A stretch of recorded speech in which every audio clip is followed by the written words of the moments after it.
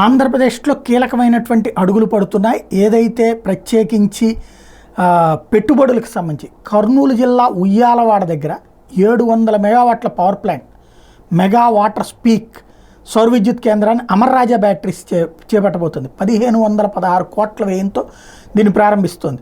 ఇది business standard అఫీషియల్గా చెప్పింది. వాళ్ళు పారిపోయారని చెప్తున్నారు కదా, కానీ ఇక్కడ పాయింట్ అది. ఇకపోతే బ్రిటన్కి చెందినటువంటి విజువాస్ సంస్థ విశాఖ జిల్లా పరవాడ మండలం బోనంగి దగ్గర 1000 కోట్ల వ్యయంతో ఫ్లక్స్ మౌల్డింగ్ మ్యానుఫ్యాక్చరింగ్ యూనిట్ ప్రారంభించబోతుంది. ఫ్లక్స్ మౌల్డింగ్ మ్యానుఫ్యాక్చరింగ్ యూనిట్ ఇది బ్రిటన్కి చెందినటువంటి విజువాస్ సంస్థ. ఇది పరవాడ మండలంలో అనుమతి తీసుకుంది. ఇది ఎకనామిక్ టైమ్స్ అండ్ యో వైజాగ్ సంస్థ చెప్తోంది. అంతర్జాతీయ వాణిజ్యంలో అత్యధిక శాతం అమెరికన్ డాలర్లో జరుగుతుంది.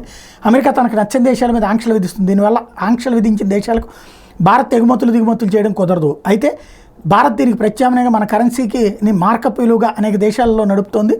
రష్యాతో పాటు 16 దేశాలతో భారత్ కరెన్సీలోనే వ్యాపార లావాదేవీలు నడుస్తుంది.